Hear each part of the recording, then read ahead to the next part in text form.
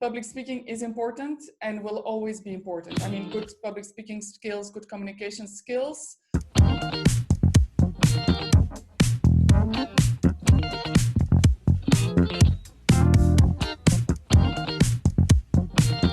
Yes, we can do that. Let's go. Let's go. Let's Hello. rock and roll. Hello, Elizabeth. How are you?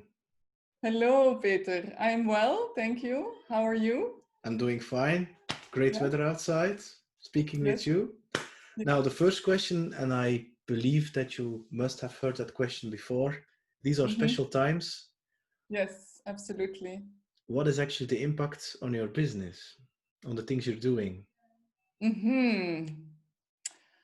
Well, yeah, at the very, very first beginning, I was like, okay, this is not going to have a lot of impact. Some of my trainings will be postponed, and then we will pick up again for the group training at least, and the one-on-one coaching I can continue.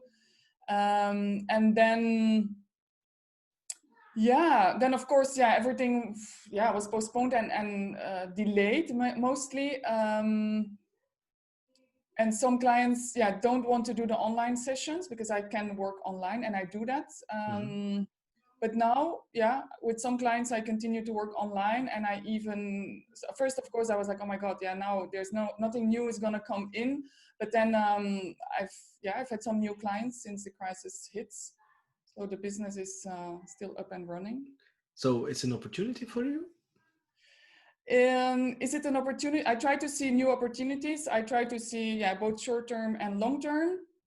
I think, in public, I believe public speaking is important and will always be important. I mean, good public speaking skills, good communication skills.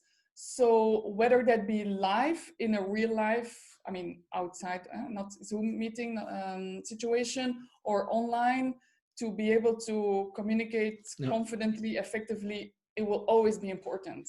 And maybe I will coach now more people doing this online. The first thing, the first assignment I was working on during the crisis was for a big client of mine, very big company. And I coach, one of the CEOs. And it's often with regards to his performance in the webcast, internal webcasts, seen by thousands of people. And then how does he speak? How does it go? But it was often then reactively. They would send me the recordings of the past webcasts, and then we would look at it together, and I would give feedback, and we would work on some techniques and stuff. But now I said, okay, very well. It's always easy to give feedback afterwards, but maybe it's a good idea next time I help you prepare proactively. Yeah. So I did. They had the next. I went to Switzerland just before we all had to stay home. Last coaching over there, and then on the 31st of March there was the big webcast, and then I was involved via email on the script, and then some online Skype coachings to prepare, and that was it was nice to do, and that also showed me that for people, for companies, there will always be a need. So and also, if I may add, I'm used to being agile and flexible and to adapt. My business I've gone through many phases so far, and so has my business. So of course I didn't expect this, and I was not super happy, and it has impact, of course. But it's not the first time that things cannot go as planned. So Now you're a coach for public speaking. You've coached already a couple of people who actually did a TED or TEDx. What do you find so passionate about public speaking? Is it something when you were like 6 that you were standing on a box or something and you were speaking to everybody? Good question. So actually, one of my oldest memories was I was actually 2 when I started going to kindergarten. I wanted to go, and now you cannot go so early, but I wanted to go because my brother was already going. I also wanted to go play with the kids. And one of my earliest memories was in the class that I wanted to play the teacher. And I was like, okay, kids, sit down, listen, da, da, da. But then I was told not to speak up, actually. But so we can say that there was already a will inside of me, a desire to do so. And throughout later in school, I liked to do presentations and etc. And then, studying, first job experience. I wasn't thinking of becoming a public speaking coach, but one of my early housemates, when I was in my first or second job in Brussels, she was a member of the Toastmasters Club. Yeah. So she introduced me to this public speaking and taking it to a next level. And so I was a member for quite some time. And that was my introduction to the world of public speaking. And because I was already working in communication, and I've always seen how important it is to be able to express yourself and for people to speak effectively, whether it be in meetings or job interviews. Because for me, public speaking is not just the big keynote or the TED Talk. It's really, in a career, every important speaking opportunity, every conversation that you have to be able to deliver and to be yourself and whatever the goal is. I find I find it important. And I love to help people with that and see them grow and make things possible for them via public speaking that maybe they didn't believe were possible. Just like selling, a lot of people are afraid of it. Public speaking, they're afraid to speak up. Yes. And they think indeed of the keynotes, and they're like, but I'm not like that. I'm not an extrovert. Are you an extrovert or an introvert person? Me? Yeah. That's a good question. Funny question. I remember, when I received people management training, when I was in a team manager job, and we were given the MBTI. MBTI, yeah. No. Yeah. And because I was so convinced I was an extrovert, and then the test nearly, I don't remember exactly, but it kind of put me into the introverted box, and I was like, no, I'm an extrovert. And then I don't know maybe I tweaked it a little bit and answered to, but I ended up on the extroverted side. But then I realized, that maybe I'm more in between, and I consider myself ambivert. I love being around people, but I also need my alone time. Yeah. I mean, with MBTI also, there's a kind of percentage that you have for the E and the I, and now for me it's apparently E. It's like, what is it, 69 of 96 or 98? Okay. But I don't really believe anymore about these kind of models. But that's another discussion. So you didn't start your company immediately when you graduated. No. So you worked as a couple of years as an employee. I mean, if I'm correct, 6 years ago you started your own company about public speaking, coaching public speakers. I mean, how was it like? You had a bad boss, like Carola Marx, she had a bad boss, or like Joris Welrath?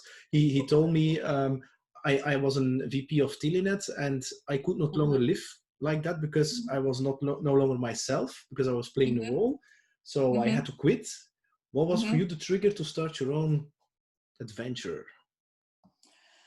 There was several triggers. Yes, indeed. I also had unpleasant experience with my boss. Okay. So that was definitely something that pushed me forward. Then I also realized that quite a lot of my good friends were, well, at least self-employed, maybe not entrepreneurs, but self-employed. And then there is also the inspiration, my grandparents on my father's side, after World War II, in the Kempen, near Turnhout, they started from scratch, from nothing, a cigar business. Okay. And that, grew really, really big. And so that's also always been an inspiration. And I know I wasn't self-employed. I mean, I didn't have my business yet my grandfather had passed away already, but my grandmother, I remember her saying, "Oh, I would love so much if one of my grandchildren, they would start their own business." So it's nice now for me to know, that she would have wanted this. But it wasn't like when you're 18 or 16 that you had that dream of becoming an entrepreneur or consultant or whatever you want to call it? Actually, I remember in primary school, when they asked, what do you want to become later? I said, bedrijfsleider. Okay. Like, yeah, The CEO or boss. yeah, Yeah. the boss. Yes. Lady boss.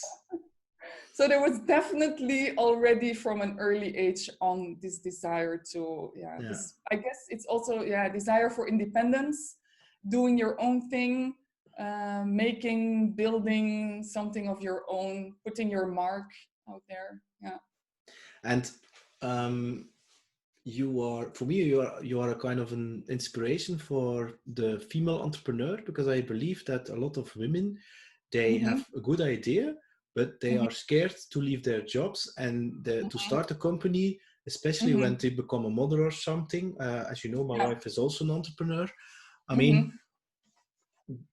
were you afraid of that step, or it was like, no, I'm going to do it? Mm-hmm. Very good question. I have sometimes, when the desire is bigger than the fear, you just jump. Okay. And was I afraid? Oh, yes, of course. Yeah, I guess yes. But I like adventure in a way. So Yeah. being hungry for adventure. And I was never, I've had a few jobs before I went on the entrepreneurial journey. So I was never also afraid to, change jobs, start all over. Yeah. When I was leaving for the Erasmus exchange, I was the only one of my year going to Bologna, just on my own. I was, 20, going to Italy, no problem. How old? I was 6 when my mom put me on the bus alone from Turnhout to Antwerp. And then my aunt was waiting there for me. So I was, from a young age, definitely, quite adventurous and not afraid to wanting to try new things. So was it scary? Yeah, of course it was scary to become an entrepreneur, but then, this longing for adventure, this, wanting to try it. I was pregnant with my first child, or our first child, when I decided, okay, no, actually already before, it was the same. I want to become independent and I also wanted to have a kid. And I was like, okay, if I want to become an entrepreneur with one kid, I guess you can still get started. But if you have two, a second one, then it's probably a bit more complicated. So, and I was like, let's just give it a try. I think like many, let's try. And if it doesn't work out, we go back. Yeah. Then of course, after a few years, you realize that you don't want to go back. You can, yes, theoretically, you can always go back to being employed, but you're so used to do your own thing. Absolutely. Yeah, you learn, you grow so much, you learn new skills, and it would be, and the freedom, again, the freedom. And you have a daughter, eh? Yeah, I have a daughter. She's gonna be 7 in spring, and I have a son, Iris, and Dorian 3.5, a boy. So your daughter Iris, when she's like 16 or 18, and she comes to you, Mama, I want to start my own company, whatever form, what would you advise her? Well, the deal now, Peter, is that she continues with Montis, my company. But if she would come, actually, I would love her to come with some ideas. The earlier, the better. And then we can start implementing them, and she can test, and she can, fail fast and build confidence on that. That would be nice. Yes. And would there be some kind of advice? For instance, make sure you have a good accountant, or you have to follow a selling course, or start with online marketing, or I don't know, funnel things, or whatever would you advise to her? Yeah. I would prefer that she'd learn a lot of things. That she'd learn from us, because online marketing, the funnels. I have Jella for that, my husband. And also, we've done some business coaching ourselves and sales trainings. So I would be happy if she'd listen to us first, like how we do it, hear from us. And then of course, I would also advise her to get as much training and as possible, and not only training, but also go talk to other people, other entrepreneurs. What do they do? How do they do it? Why do they do it? So she can learn. Yeah. Okay. Now, So you have your own business. So your business is running on customers. How do you Mm-hmm. attract those new customers? Or they Mm-hmm. come automatically to you? Mm-hmm. Good question. Yeah, especially in the months before the crisis, I really felt I had come to this point where clients came to me. They found me. They found me via. They Yeah. found me on the internet. They Googled public speaking and they found me. So I really felt that this was something that I wanted to achieve, to build a personal brand, to be visible, to make it easy for those needing my services to find me.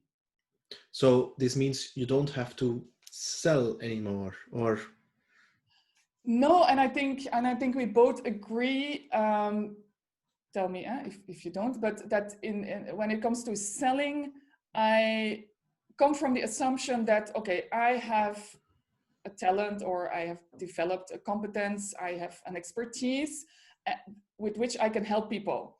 So instead of thinking, oh, I have to like opdringen, like yeah, push myself, push, yeah. yeah, push myself towards people. It's more like, okay, people have a certain need and it's important that they can find me. So I have to be visible. And actually I've done over just before the Christmas break, I was launching my Powerful Presence program, a more high-end, requiring a bit of an investment from the participants. And I wanted to, I wanted to have enough participants. And then I was really picking up the phone to call, to get in touch with people, but it didn't feel like selling. For me, it was, okay, I had actually, okay, oh, sorry, I'm gonna, That's another prospect calling you. no, it's my father, but I'll call him later. Usually I put my phone on silent. But so for the selling, so I was launching my Powerful Presence program. A bit of an investment, okay, at 3,500 euros. So people, I also always say people are not just gonna open their pocket for nothing. But, and I wanted people to come, but in my head, I was like, okay, those people who want to do this, I need to help them, guide them, or accompany them, Yeah. listen to them, have a conversation, and accompany Engage. them in the sense then that, okay, I'm not gonna, if it's not for you, it's not for you. I'm not gonna push you. But if you feel this is something for you, sometimes people feel, is this a good time? So you listen to you accompany them in their thoughts. Is this a good time? And then I don't push again, I just give my honest answer. And actually I had a feedback of one of the participants. She said, oh, Elizabeth, it's so great that you did a follow-up and that we could talk about this, whether it was for me, whether it was the good moment. So it's really about listening a lot. There has to be a match. I never force people, whenever I have an online application form, people fill it out. And then I always tell people, okay, we need to talk. Yeah. Like we did, Peter, Yeah. together. We talked a lot on the phone already. My husband was like, you have to close the deal. No, I said, no, we have to talk. But you build a relationship of trust. Yeah. Because you will add the know, like, trust, about this. People have to know you, know that you exist. They have to like you. There has to be some, commonalities on values, how you look at the world, etc., etc. And most of all, they need to trust you as a person and as a professional. And especially also in public speaking, because in public, when I work with clients on public speaking, they share a lot of personal stories as well, and so they need to feel that those are safe with me. Yeah. But the thing for me, it was really about I wanted to work with the best of the best, because otherwise I can do it myself. I mean, I can look an online training or search on the YouTube. So I wanted to have somebody who is going to be honest and direct with myself, with the things that I can improve of. So I wanted to make sure that you had the ability. And second of that, it's also about having a kind of an chemical click. I mean, when you're feeling emotionally safe, that's when you can really, this was not good. Okay. And I don't feel personally, how do you say that, offended. But that's where the space is to grow. So I really wanted somebody to push, and there's also always the likability factor, of course. And I think it's about authenticity. I mean, you present yourself as a personal brand online, and if that is the same as the person you are talking to and engaging to, the same like you just mentioned, I mean, that you're saying, I mean, if you feel that the other person like you was in a kind of form of scarcity, because I really need this because I need to pay the things to eat or something, or more of a spirit of, hey, I have enough clients and I really want to serve you, I want to create value, and I want to make sure that I deserve you as a customer, and the other way around. Yeah. And then there is no negotiation about the price, because it's all value. Because it's indeed a huge investment, but you are the result of all this. It's your fault. Because the first video that I did was with you 3 or 4 years ago. But it is. Yes. But it is, because that was so scary to see myself, but I'm so used to that. And I actually love it. So you start at the beginning of the curve, which feels very uncomfortable, but then at certain points, you know what to expect, and you accept also yourself. Yeah. And also your coaching, and then, you know, I mean, you get over yourself in a way, right? Yeah. You get over yourself and you focus. That is always one of the tips that I give. It's not about you, it's about the impact you want to make the legacy you want to leave, you want to be of value, you want to contribute something, you want to help people. And then and the thing is also is that I mean, you can say a lot of words, but that's the danger of it. It's good to have passion, but you have to make sure, and that's the thing, one of the things, you have to really sell one idea, one vision, and that's the thing. And it's the way you tell that story that you're going to convince. Otherwise it's just a lot of words. Now, what do you see then for you as actually the biggest obstacle that you are facing nowadays as a female entrepreneur? I mean, where you find that's, I mean, it's I don't know, it's something that you find hard. I mean, for me personally, it's the marketing thing. I really underestimated the thing. I thought that creating such a thing was that was the thing. Yeah. But it isn't. That's the easy part. The rest, everything. I mean, the website, the mailing list, all the things. Yeah. I mean, the Instagram, the LinkedIn, the social media, the stories, when you're going to publish it, the whole thing, it's so much work that a lot of people only see, it's a video. Yes, indeed. No, it's marketing definitely it's bigger than one would think. It's really a job, and I'm happy that I have Jelle now, my husband, who joined, who is taking charge. So marketing is a big. You need to get your marketing right. You have to know. Is that an obstacle for you? Is that your challenge right now for you, or you don't have challenges? Everything goes smooth. No, of course there is challenges. I don't know exactly how my business is going to evolve now. For now, so far so good. Of course, it's not as blossoming as it was a few months ago. There's less money coming in, but the business is continuing. I have one-on-one coaching clients who were about to start, and now it's just delayed. As soon as we can work together, we'll start again. And I have some people in a way on a waiting list, and I've even made an offer for some trainings in autumn. But the biggest obstacle to come to that, that's my personal experience and opinion, I think is to have the courage to dare to. I think the biggest obstacle is yourself often. Like you have to every time outgrow. It's okay, they often say that the caterpillar and then the butterfly. Yeah. That's one metamorphosis. Actually, it's not maybe not as beautiful, but I think more of like the snake who outgrows its old skin many times. Yes. So there's always this, oftentimes you think, if I get the mindset right, and I have to work a bit on my marketing skills, and if I have a few of those clients, and then I'll be there. But then you're there, and then there is no there. There's a journey. There is no there. The journey is a destination. It's that. Absolutely. Absolutely. So yeah, what is the obstacle? I think the obstacle is in a way, yeah, your business is projection of yourself, like how far you have come in your personal growth. That's how far your business has been able to evolve or to grow. So I would say the biggest obstacle is yeah, sometimes you have to look in the mirror, and it can be, you know, very confrontational, and it's not Yeah. always the most fun thing to do, but yeah, to look in the mirror and to find out, okay, what is now again the Yeah. bullshit that I'm telling myself that I need to get rid of. Um, The self-limiting beliefs that you have, and everybody yeah. has them. It's Mm-hmm. true. I really believe that business or whatever you're doing as an Mm-hmm. entrepreneur, which is an extension of who you are as a person and what you believe in. A lot of people Mm-hmm. think it's something you do. No, No, no, no, no, it's who no. you are and what you become, and that rest is an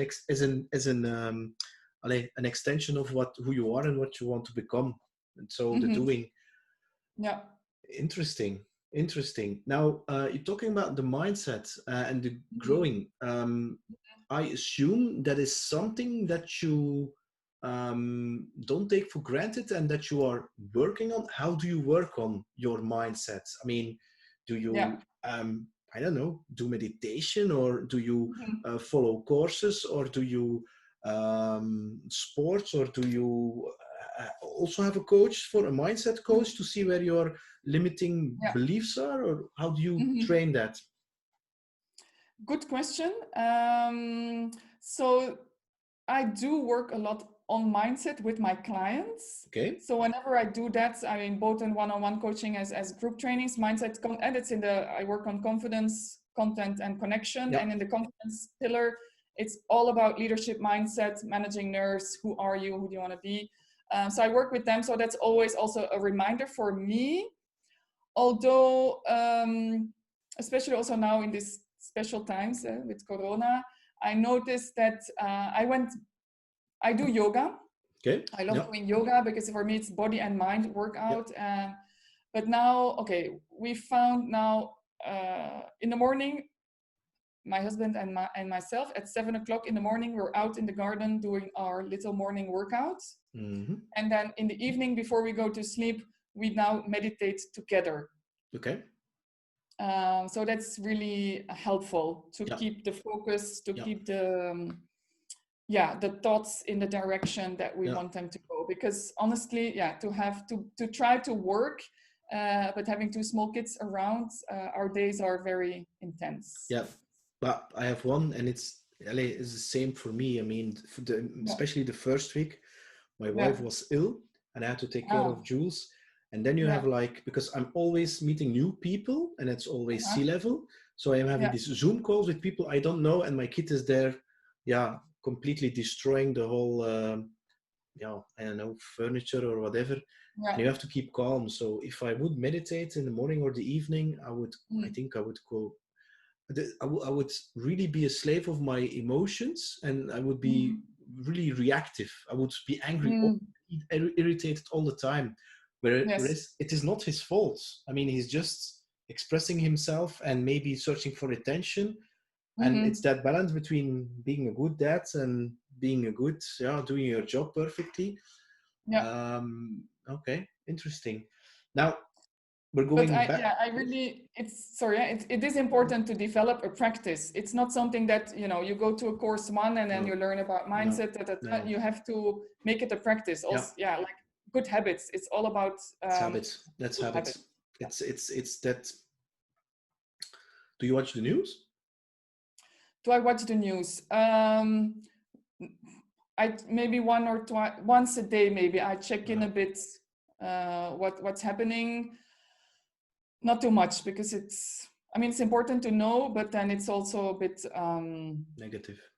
negative, and it because it's important to know, I believe, what is going on, but then of course, yeah, how does media work? They're always looking for sensational stuff, and it's so much focused on uy, uy, uy, and the Yeah, yeah, negative, yeah, yeah. and the positive stories don't come through, No. and there's also plenty of positive stories, so I Yes, try yes. to remain balanced. And Yeah, yeah. yeah.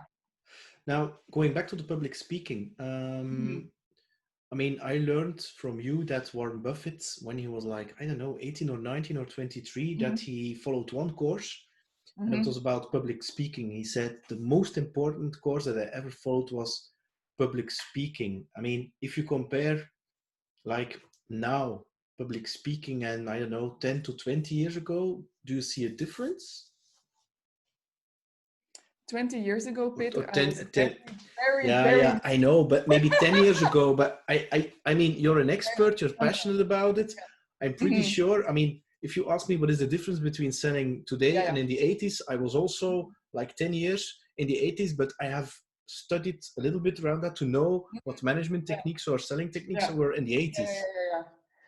No, I think two things. Okay, when I became an entrepreneur, then, you know, at some point I decided to focus only on the public speaking and build my business around that. One of the reasons was because public speaking was there when the ancient Greeks were around, and public speaking will still be there, you know, in 100, 200, 1000 years. But how has it changed? It is evolving in the sense that, okay, so 20 years ago, the trend was more like, we think of men mostly speaking like from authority, top down, one direction, very long, like typically the professor also at the lectern explaining long and large, and everybody just had to listen, the push approach, if you want. And nowadays already I always say that yes, you speak, but it starts with listening to, okay, what is in the hearts and the minds of your audience.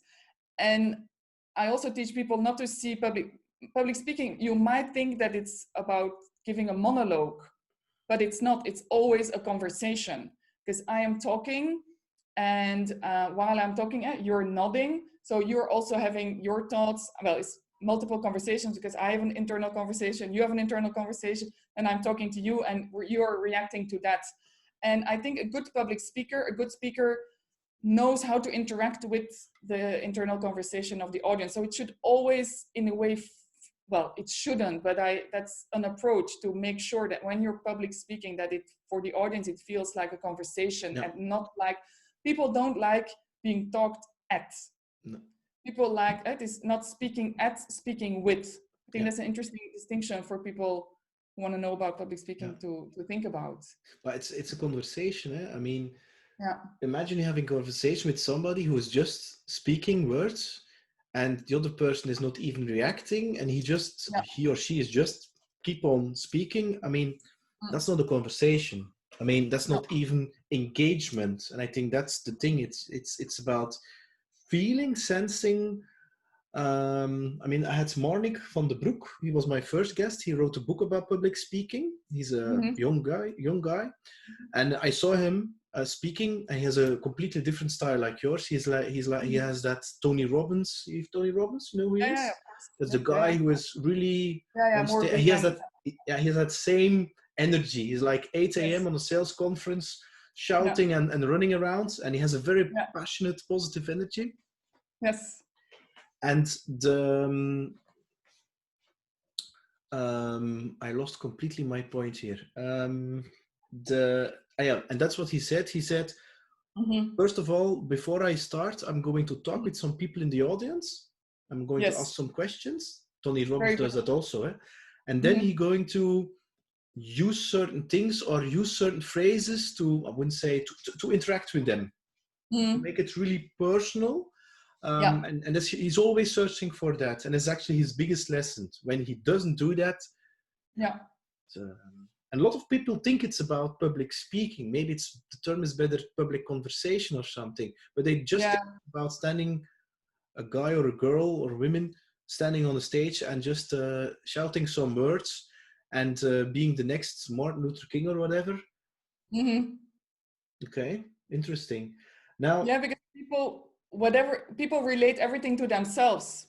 If I talk about public speaking to whomever and I say things, then people will always be like, yes, for me it's like this, or for me it's not like this, or I know someone who does that, I know someone who does it differently. So we're always hearing what is being said from our own perspective.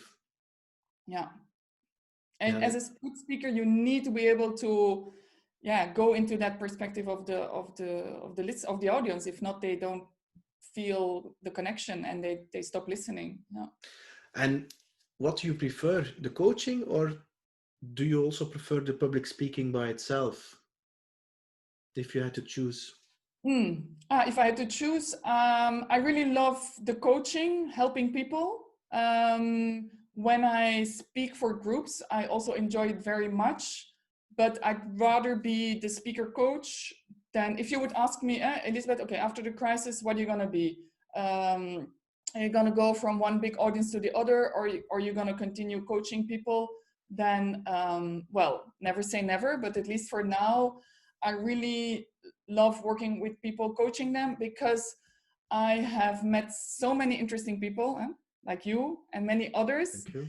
Meeting interesting people, hearing interesting stories, also insider stories. It's so interesting to meet the people, to meet the stories, and that's what I love about my job. So I will continue to do that coaching.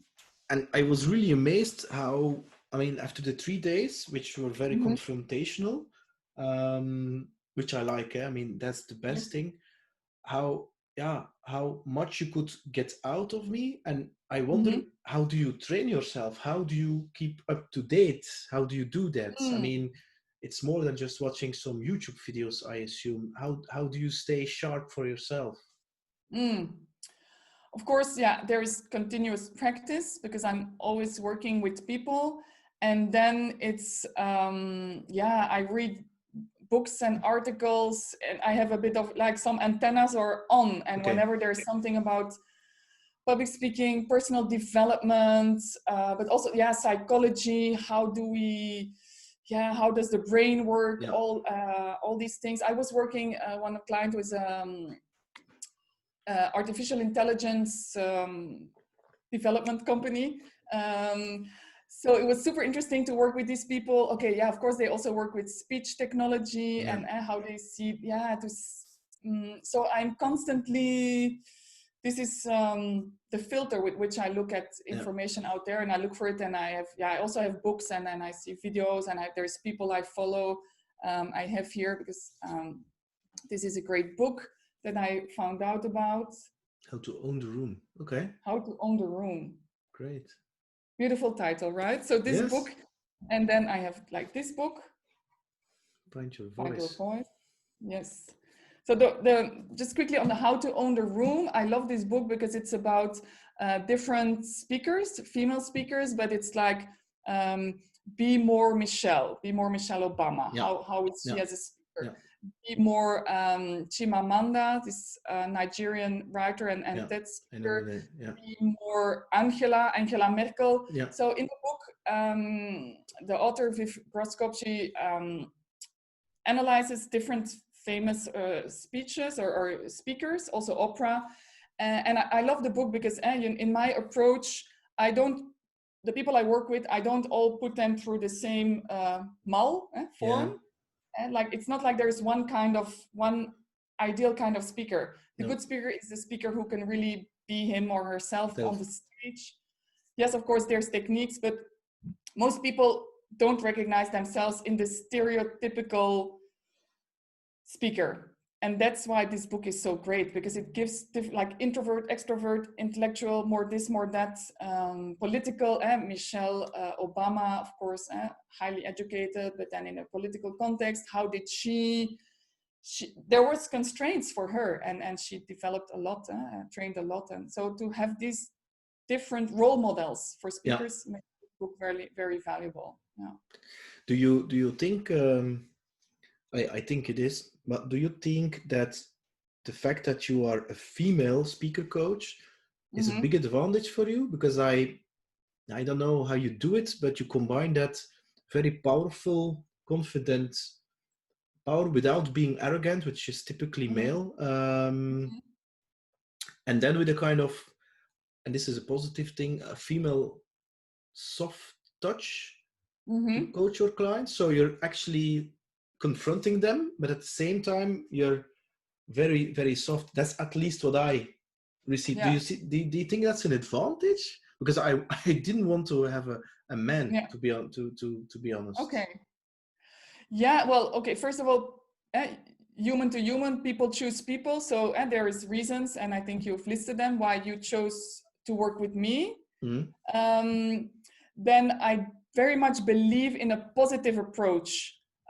To give an example, I once had someone in a training and she said, okay, she said, Elizabeth, once I went to a public speaking training Mhm. and the trainer kind of humiliated me in front of the whole group. Okay. And it almost traumatized me. Yeah. And after that training, now I'm afraid. So, and then she came to me. Okay, this is, happened to her. In any case, I always start from a positive approach. I always look at the person and what the person is doing well when it comes to communicating. I try to assess quickly what kind of personality. I ask the client I work with, okay, what does it mean for you to be a good speaker? A good speaker, what is that? So because that's also one of the things I work on when it comes to public speaking. What does success look like? Yeah. You define it. That's also about taking ownership and mindset, etc. So, but back to your question on the female, being a female speaker coach. Yeah, I guess it definitely has advantages. It's who I am. Of course, I cannot change it. So it's part of my personal brand. I think indeed my style is. It's not about being aggressive, but it's about people want to inspire, people want to do this trust-based influence, they want to motivate, they want to have impact. And how do you do that? And everybody has to find their own style. But I do believe, I believe in a, on television, what journalists like to put up or in panels is to have confronting views. And then there is heavy polemic and debate. Viewers love this, but that's not how you come to compromise. So what I work on with people is also, okay, how do you create goodwill? How do you prevent resistance? Because if you speak, you can play with it. You can shock a little bit and put your audience a little bit in resistance, then pull them back. But in the end, if you want to win people over, you have to also, as a speaker, come with a positive approach. And so this is, I guess my style, being clear, but have that kind assertivenence. Not cold, not dominant. and not what's it called? Let It Go. What's the movie called? Frozen. That Ice Prince is not that kind of. Later, now I have to. There's no such a thing as coincidence. I mean, synchronicity. You know synchronicity? Yeah. Okay. Cool. Are there any role models that you admire or inspire you? You mentioned already a couple of names like Oprah, like Angela Merkel. What were the others? I think Michelle Obama is a great. Michelle Obama. Yeah, she's a great speaker. I love how she is warm, but she also has authority. Yeah. But she's very relatable. She's very high status. Yeah. But I wouldn't be afraid to talk to her when I would meet her. And she has content, She has something to say, It's not just being the wife of. No. Because Barack Obama, he presents himself. Do you know who I am? I'm the husband of Michelle Obama. So he plays also, with that. So she's a role model? Sorry? She is your role model, or are there other people that you admire, inspire you? The thing is, I don't like exaggerated. No, it's not about idolizing, I'm not saying that.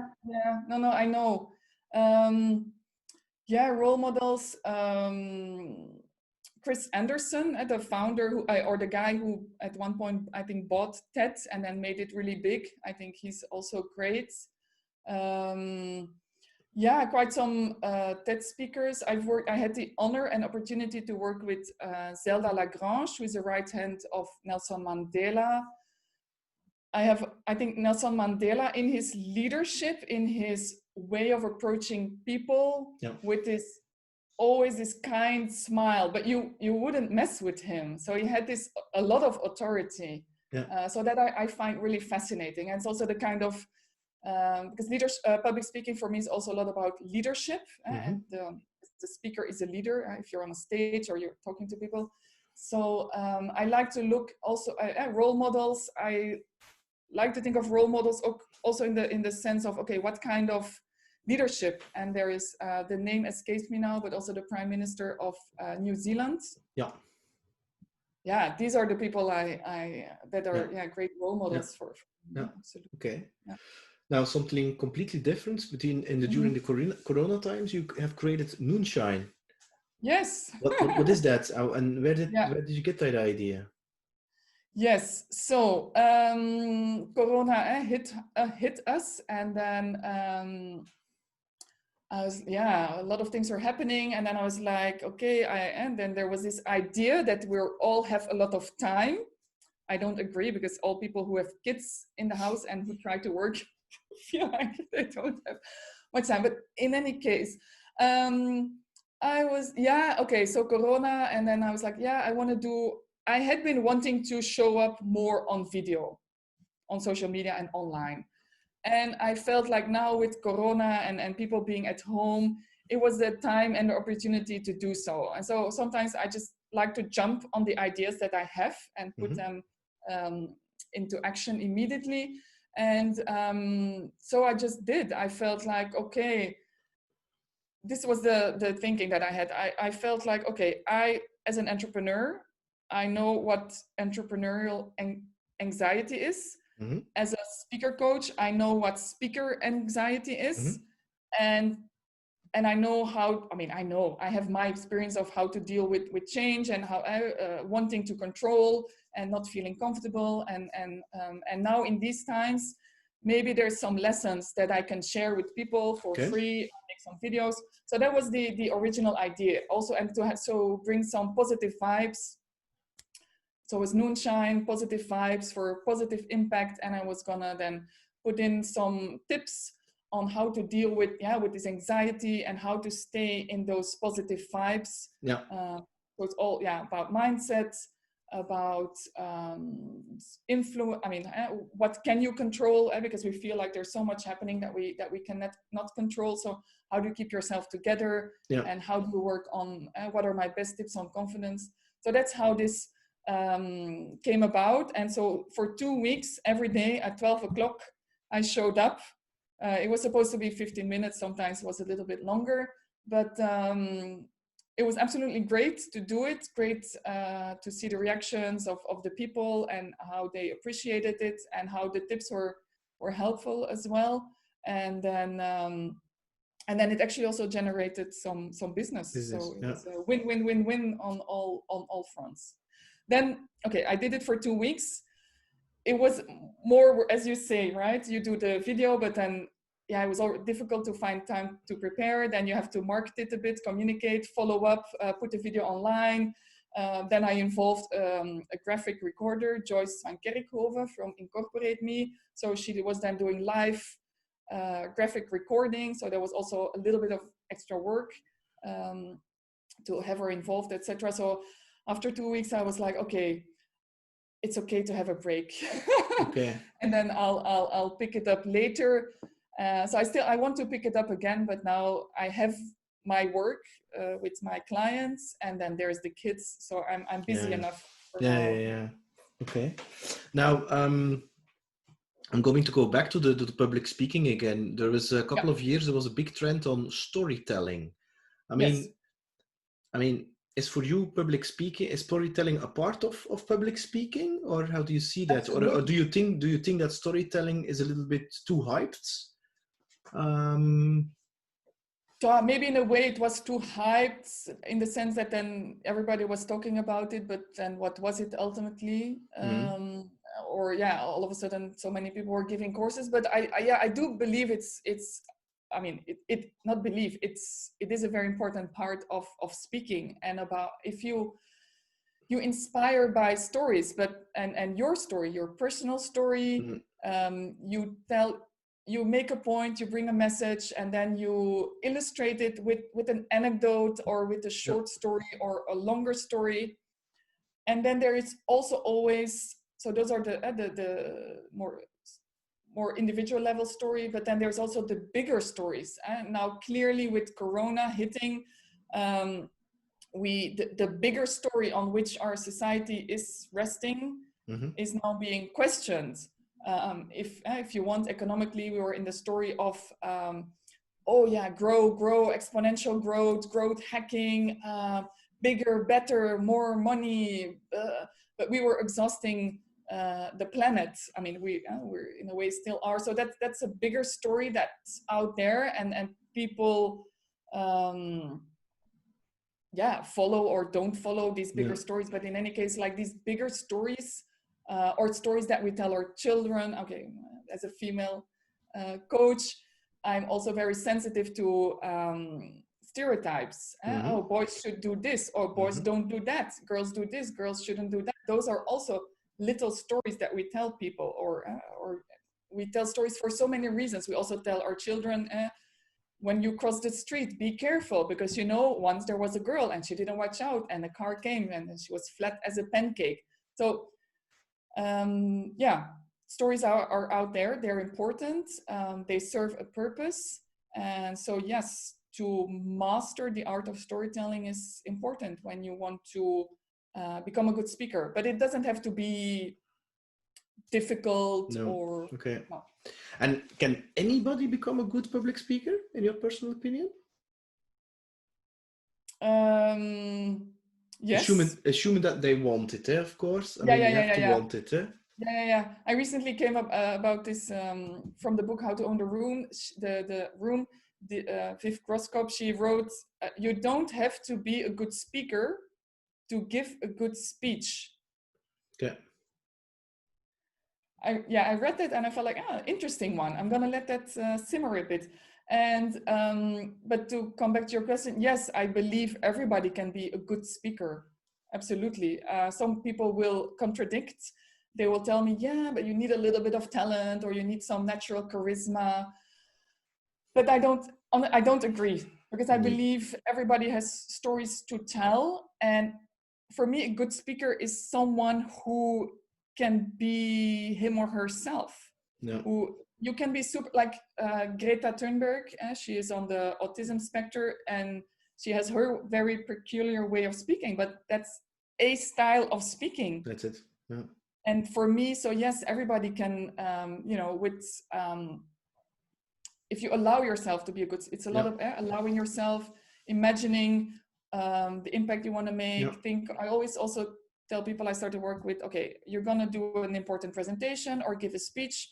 Let's start with, okay, 1 week after you have presented or spoken, people from the audience, they meet up again. What do you want them to tell to each other? Like, okay, what do you remember about this speech? Okay. And yeah. Great. Now, Elizabeth, within 10 years, who is Elizabeth Van Den Bergh? Within 10 years, well, I hope to still be the same person and be in good health. And I'd be curious to see, where the business has grown into. I want to be, to grow the business, do more one-on-one high-level coaching, build also be more visible online. Okay. See how we can scale, sharing how. My dream is really to help as many people as possible, and then we'll be checking in on how to do that. Because even if I do a lot of high-end coaching, and I know it's a big investment, there is that, but I also want to be able to help everybody. Is maybe a little bit too naive or ambitious, but have a lot of impact, and I mean well to help people. Yeah. Okay. To improve their speaking skills. I mean, you have now the one-to-one public coaching. Is there already something, a next project that you're thinking about? I mean, you're talking about scalable, then I'm thinking about having some kind of online course or something which you can actually scale instead of just charging your hours, you put the effort of an hour, but you can sell it more. Is that something, are you thinking about the next thing after this? Yeah. We already have a short online video course that is pre-recorded. And I have actually in January, when I launched the Powerful Presence program, that is a blended program. So it's half live days, and then there is webinars and also private one-on-one coaching. So that's a mix, and we'll continue with that as well. Okay, cool. Bring more, online, do more, one-on-one, and then see. We also want to keep it simple in the business because there's 2 of us. Yes, so that's good. But I think a good business is also that was my big challenge. If we talked earlier about the mindset and the limiting beliefs, and I feel like in the last year I was doing too many different things. Okay. And saying yes to maybe too many things, and it's all nice and it's great, and so many people ask for your help and services, and can you come here and can you come speak, and it's great, but it's also takes a lot of energy. And so do you know why you said yes to everybody? I mean, not everybody, but because it's but too much. It's at some, when you start out, that's the dream, that so many people want to work with you, that and then you work towards that, and then it's happening. But then at some point you realize, okay, I need a bit more balance, but some things are also just fun. As an entrepreneur, I have the freedom to do what I want. And if someone comes with a nice idea, or I have a nice idea, I have the freedom to just jump on it. And that's for me also part of the fun. But then on the other side, you are running a business, and it's about the people, but it also has to be profitable, and you want to grow and be able to invest. So to have that business point of view on the business is important. You triggered me with something you said. It's already a couple of times. You're always talking about the we. And when we have met a couple of years ago, there was still the Elizabeth and Elizabeth. How is it to work together with your husband? Good question. It's great, and it's sometimes also not so easy. It's we have I think it's wonderful. It's great that we work for the same thing, because first he was having also his own company. I mean, we have a family, so that's a business on itself, the household, the kids, and then he had his business and I had my business, and it was tough. To arrange everything, to plan everything. To arrange and push all that forward. And then at some point my business really started taking off well, and then it was when the door was open, but he had never said yes. So I wasn't asking anymore. But one day he said, you know what, I'll join you. And so he joined me, and with all his online marketing, copywriting, and funnel expertise, he can take care of the marketing and build the email list. So it's really great to have that professional help, and to know that we're working towards the same goal. Great. But it's also if you how is it, of course we talk a lot about business, it's always somewhere in our mind, so it's difficult to switch it off. But that was my question also. I mean, when it's in the weekend or something, and you are together with the children, are you, because it's the same with me. Okay, I'm not working together with my wife, but she's helping me and I'm helping her with some things. And when we're having dinner or something, we're going to talk about business, because I'm also passionate about it. I mean, that's the thing.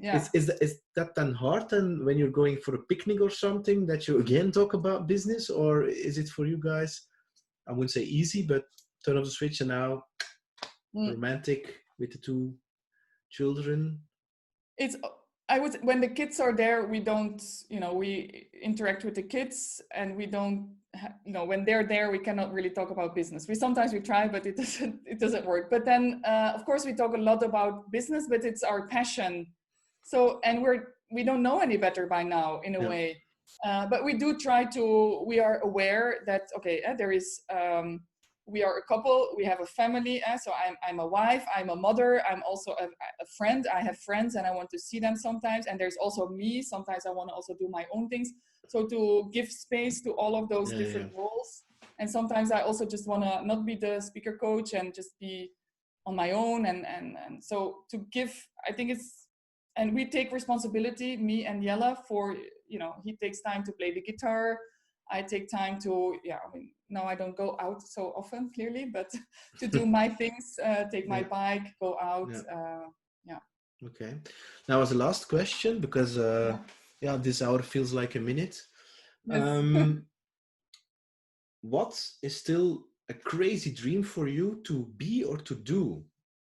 It can be anything, eh? It can be like talking for the UN or something. It can be playing in a Hollywood movie next to Brad Pitt. Any crazy, and it has to be crazy. It has to be moonshot thinking. Moonshot. Yeah, crazy. Like to have a big TV show of my own. Cool. Yeah, where like what? Like Oprah Winfrey, something like, or this kind of really, Well, I mean, Jan Bommeré, the author I had last week, he's living next to Oprah, so I'm going to ask him. Yes, so it's true. But also, I position and I work as an international speaker coach. So, and I went to Switzerland recently. In October, I was in Warsaw, in Poland. I was supposed to be in Benin, in Africa, in 2 weeks, but so to go around, travel the world, that would be nice. And to have, but it's not, I think ultimately it's about having the impact and how to help as many people as possible. That's your biggest dream. If you can touch, I'm saying crazy number, 1 million people. Yeah,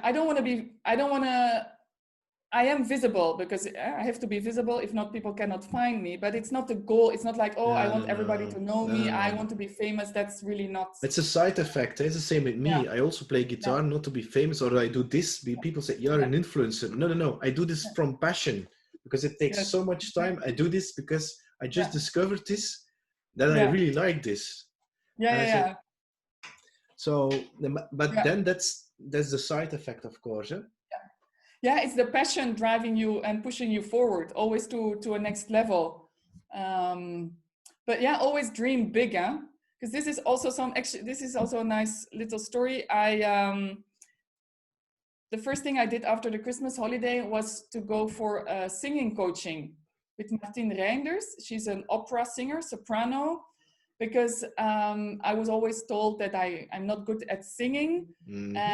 And I went to a small workshop of hers once, or a friend of mine took me there in September. And then I was like, I'm going to work with her. I'm going to do a session with her because this is pushing me further, this singing. Because not that I personally believed that I could not sing, but this was what people were telling me. So I felt like, okay, there is a stretch to make. So I went there. And then with the piano, and then she's really like, come on, let it out. And you have to free your voice and sing. And then by the end of the session, only one session, I was hearing myself sing. And it was truly amazing because it's, also it's speaking, when you speak for an audience, it's so much also about the energy. Yeah. And from speaking to singing, it's the next level. And it was so amazing to do this singing session, to literally feel this vibration, this energy coming out, and being almost surprised by the power that you have within. Yeah. And so, voilà. So who knows? It's not full. I mean, I had the same. People told me when I was 18, I was playing in a band, you cannot sing. And I really believed that. And I did the same. I followed a one-to-one coach together with my wife for weeks. And I mean, the first time when there was the piano, she was playing the piano and I had to sing a song of Ed Sheeran and Bryan Adams. I mean, you hear yourself, there is a coach looking at you, and your wife is also looking at you, and then you have to sing. Yeah. But once you get over that, that's like a box you're opening of passion, and like, you can really be amazed of like, and really look at yourself. Why did I ever believe that story about myself that I couldn't sing? Yeah, it's about, yes, that's another thing, to own your own story and remaking your story. But the one great thing that I learned or experienced in this singing coaching was like, because you sing a little bit, but you hold back, and then it's not good. And then it's not, when we do things and they don't go well, what we usually do is we step back, but you have to give more. It's not less, it's about more. In everything that we do. Try harder, try again, do more.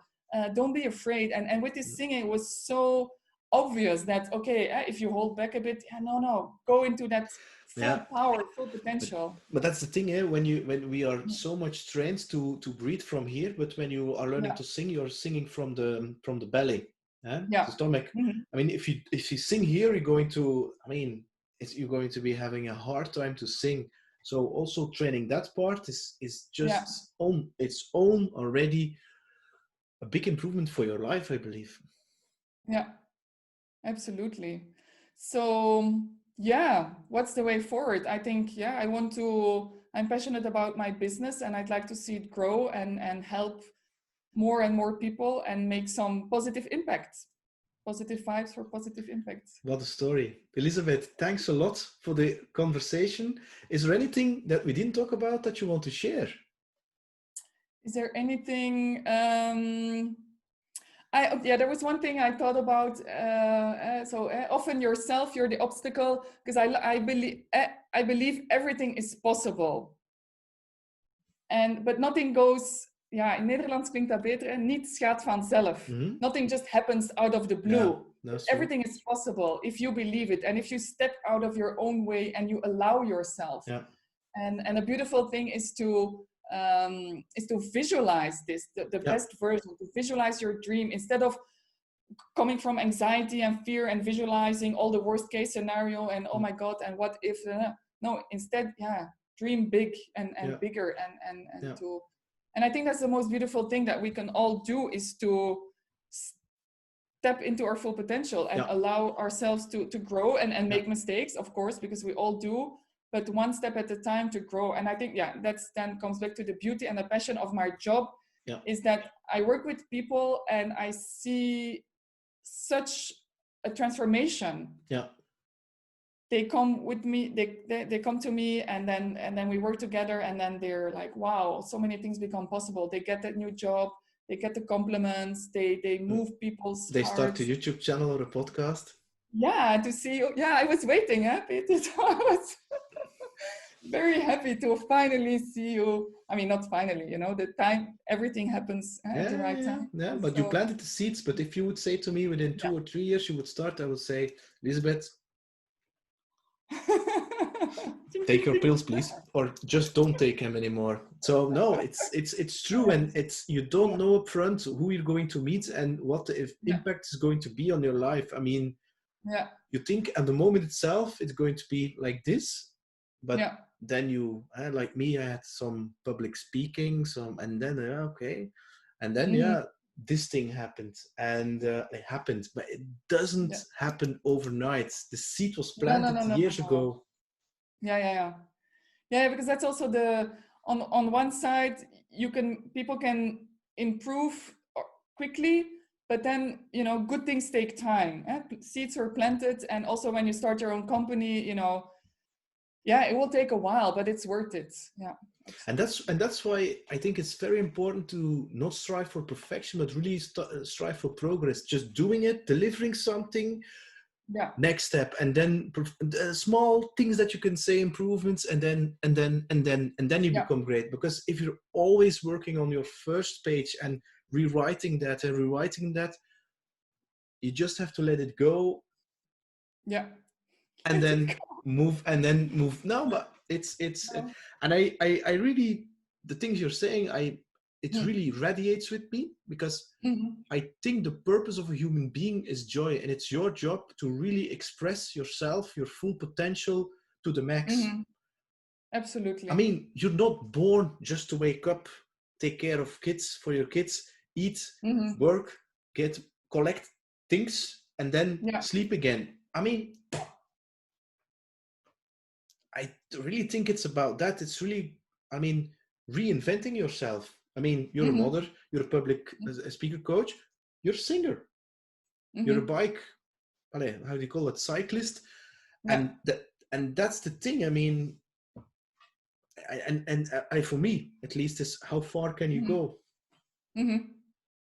Because exactly. that is where lies the joy, I really believe. Like, you just, I mean, the feeling that you described when you were telling about the thing when you were singing, I mean, you could really feel you were so proud of yourself, and the amazement and the joy that you discovered of yourself. Like, okay.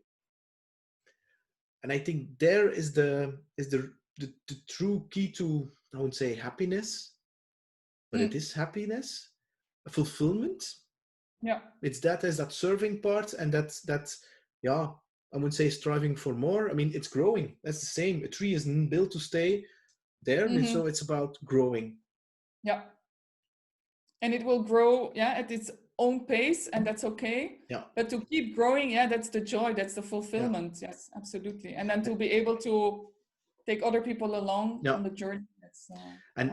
This is a very important thing you say, at its own pace. I mean, that's the thing with social media, is it's a really trap to compare your middle or your beginning with somebody else's middle. And when you start comparing, like, oh, he has like 1 million followers and he has like 1 million this, but it's always started with one.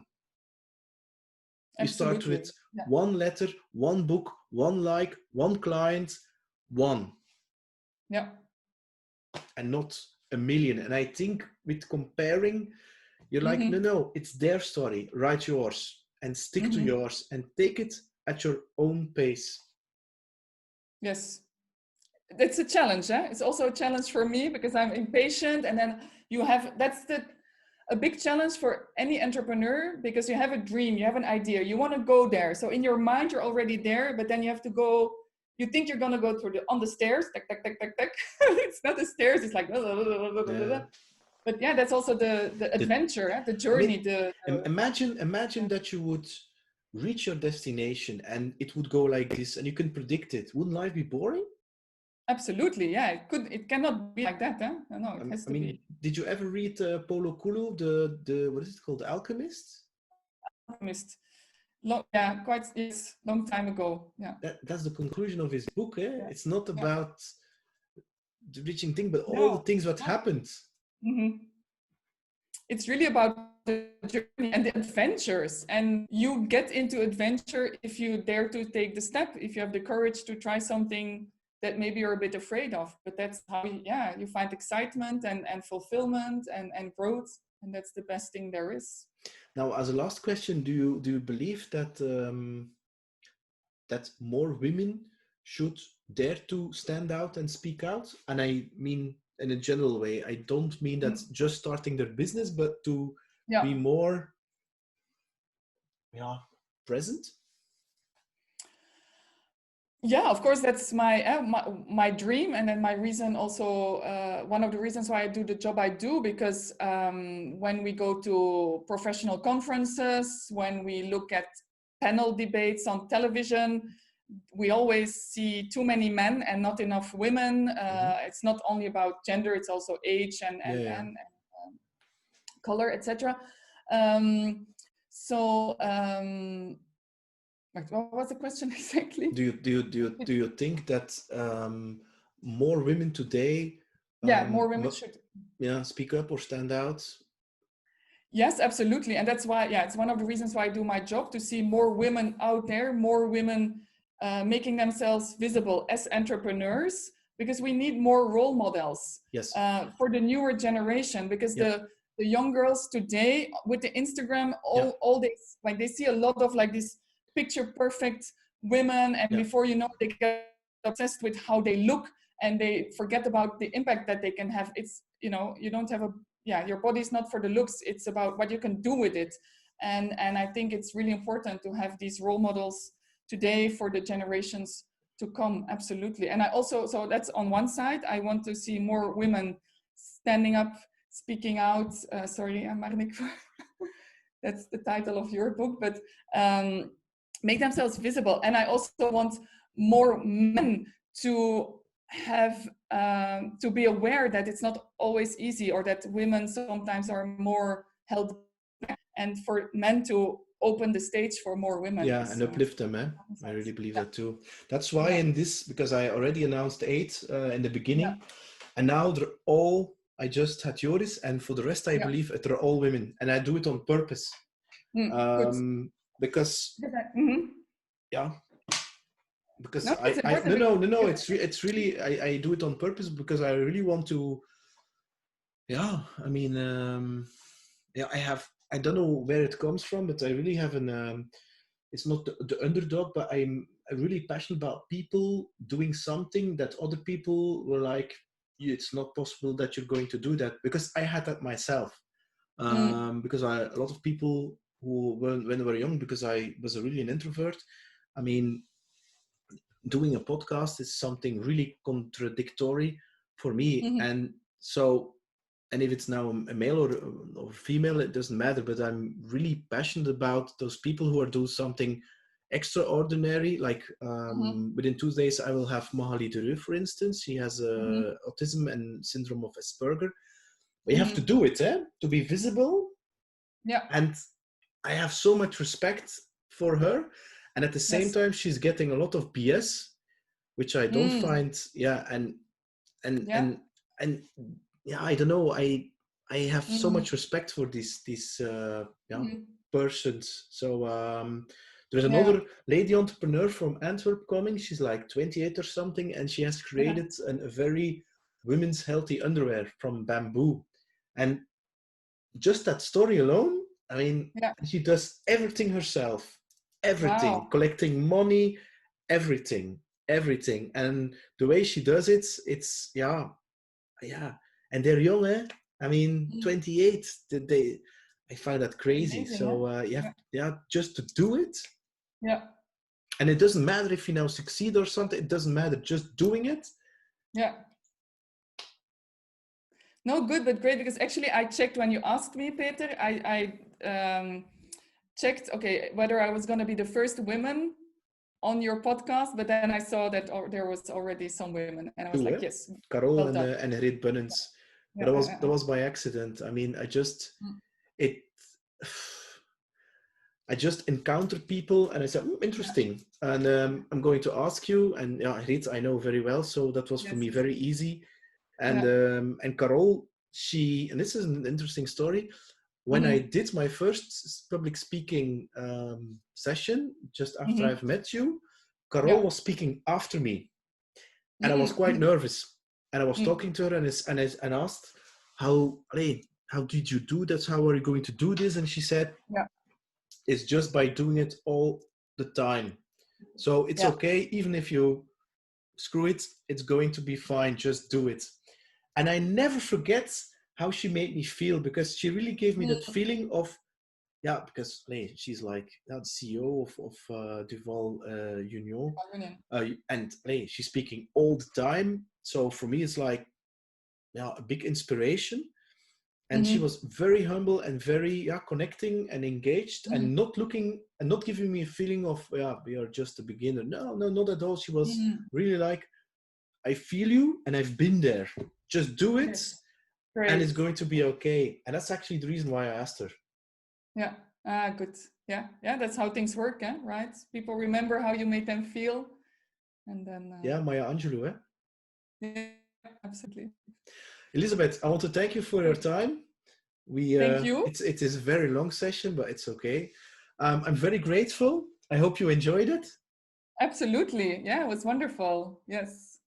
And maybe we can do it again in the future, because you are now of the 20th of April, Elizabeth Van Den Bergh. But maybe in a couple of years, I don't know, you have done something other? What do I have to do? No, nothing actually. Just being you. So, well, otherwise it would be the Elizabeth and Peter show. So, and that's not the intention because who knows? Eh? Who knows? But thank you so much, Peter, for having me. Thank you for the invitation. And yeah, I'm so proud of you. After we work together, to see you do this, overcoming your some obstacles, inner Yes, it obstacles, is. doing it, putting yourself out there, so you can be very proud of yourself. Thank you very much, Elizabeth. Wonderful. It was an absolutely wonderful conversation to have. Thank you. Thank you very much, Elizabeth. Take care, and I wish you lots of success with you and your husband, and that your dreams may come true. And one day, giving a dual speech with Michelle Obama and sitting on the couch with Oprah. Yes, we go for that. Thank you. Bye-bye. Bye-bye, Peter. Cheers.